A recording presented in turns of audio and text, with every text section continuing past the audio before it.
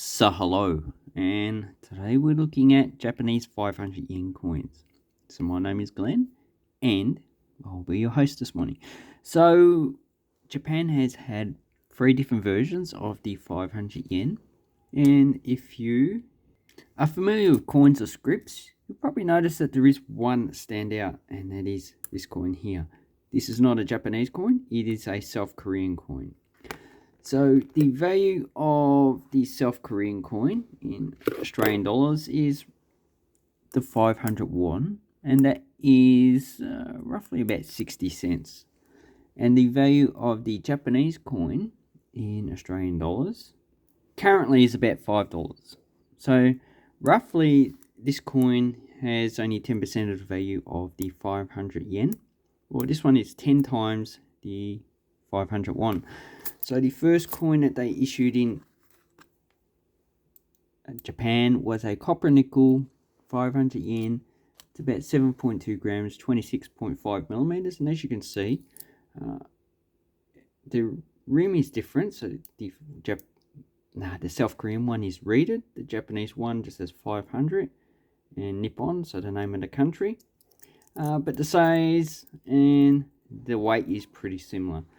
So Japan had a problem with people using these 500 wons as 500 yen coins. So that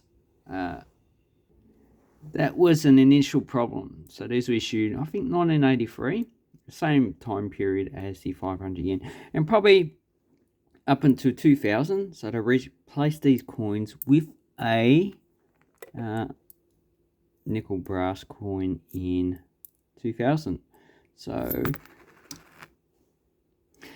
So all these coins of 500 yen are roughly around about 7 grams, and they are 26.5. So they've tried to keep these coins a standard feature.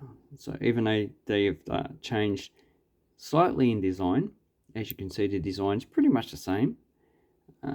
And they are still legal tender. So I can still use this 500 yen. And this 500 yen in Japan today. And in 2021, they issued a new bimetal 500 yen. So I know the reason why they got rid of this coin was because of the South Korean. This coin, they probably got rid of it because it still looks pretty similar. If you're not paying too much attention, the metals, even though this one's a little bit yellow and this one's silver, you can still get it confused, and they probably still find these in change in Japan. So they changed it to a bimetal coin. So this looks a little bit different, but as you can see, you can probably still get a bit confused. So I reckon what they should have done is they should have, instead of putting copper nickel clad copper center in nickel brass rings. So nickel brass, it's not going to tone too much. What they should have done is probably use a copper or a bronze alloy. So over time it will get really dark. So the center will be silver and the outside will be a brownish color. But as you can see with this nickel brass coin, it's still a yellowish color. So when I first got these, which was this morning, I found it a bit hard to distinguish between each of these coins, but you can tell the difference. So this one has a plant down below. It has the reigning monarch and that date. So this is Reiwa 4. So that is 2022. So this is the last year coin. And as you can see, they've changed the actual 500. But if you really want it quick, you just go to the rim. And as you can see, the serrations diagonal, but this one has it says coarse and very coarse, and this one is fine. So that's the way I look at it. And this is the most complicated rim that's actually in circulation at the moment. As you can see, most other countries, they either have plain, or they have lettering, or they have reading. And here's a plain one, which is South New Zealand 1941 1 penny. So these are pretty much the standard rims that you're going to find, because This type of feature was introduced to stop people from clipping silver out of these coins. So that's the only reason why they actually introduced that type of reading. Okay, so this coin is Showa 57. So the mintage figures of these are quite high. I think the lowest mintage was 62. That's 1987 with 230,000. It seems, but that's only a proof coin, and 2.5 million for circulation. So that's probably a key date. This one seems to be a high mint coin. It's the first year. So this had 300 million. So it shouldn't be too hard to get this coin in circulation, or even on the internet. I think that costs about $20. The Heisei one, so 1989 to 1999. So that's 11. Yeah, they're all pretty common. So this coin you will get in circulation. So for the nickel brass, you only have the Heisei and the Reiwa. You don't have any Showa because obviously you passed away before these were introduced in 2000. So the Heisei were issued in 2000. Last year was 2019. Obviously he abdicated. So let's have a look at the coins issued under. So I got 3. I got 31, 22, and 28. So if we look at the mintage figures just for these coins, I don't think there's any key dates that you can find with these. But there are proof coins, about like 1 to 200,000 proofs, so that's not a scarce coin as well. So 22s are 2010, 407 million. So quite a common coin in this condition, just spender. Okay, if we look at 28, so this is 2016, and that coin has 221 million. So as you can see, population of Japan, I think it's about 120 million. So they do need a lot of coins because this one is highly used in circulation. Okay, 31. So this is the last year of issue of this coin for Heisei. And that's 2019. So this is 126 million. Oh yeah, and change, like 164,000. But in 2019, they issued coins as well for the new Monarch Reiwa. So as you can see there, and they issued 76 million. So these two here are the same date. So you got 31 and you got the first year. So these are 2019. And what you need to remember is that Japanese, God, it's like it's spring, hay fever everywhere, even though it's winter.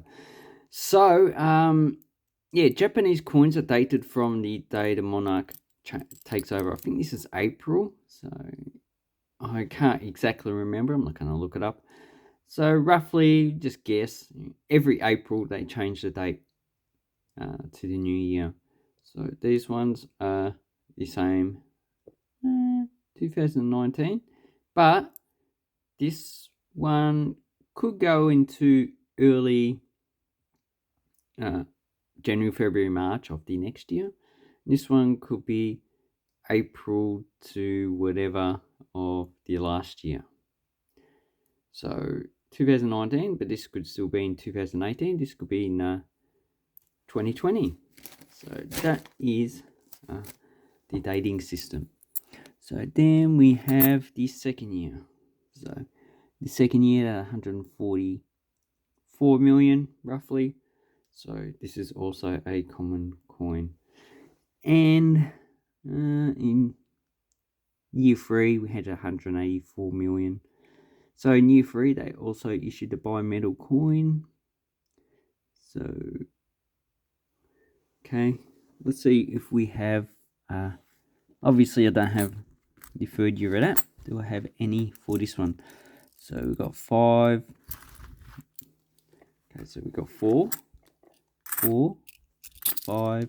So that the 5th year is the current year, so 2023. So obviously I have a lot of coins. So most of them looks like 2022 coins.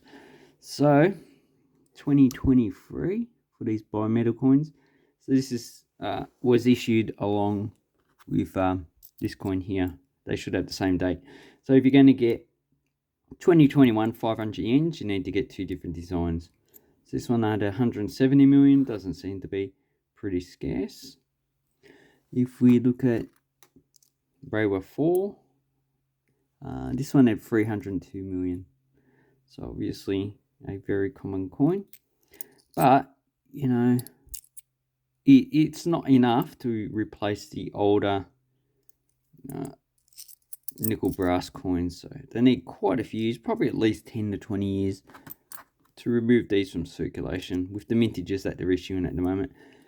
If they wanted to smack bang and issue these in 1 year and remove these ones, they probably need to produce at least 5 billion coins. So it's quite a lot. Okay, and then we have the current year 2023. Obviously no mintage figures are out for this coin yet because they're still producing them. So probably early next year they'll come out with a mintage figure. And as you can see, this one shows signs of circulating as well. So how my wife got these, obviously she doesn't speak Japanese.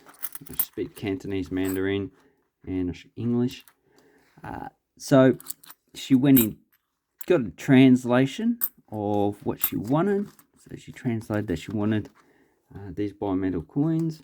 Then she went in the shops and she just showed them a piece of paper. Obviously they understood it. So they gave her the bimetal 500 yen coins. Which, if you've been to Japan, they're just very nice people. And they'll help you out if they can. Although they do have some of their drawbacks. So if you look up working in Japan, you can find some information about what life is like in Japan. Anyway, thank you very much for watching my video. I hope this helps you with your 500 yen. I don't see that many of these on eBay at the moment. Obviously, people are not that interested in selling them.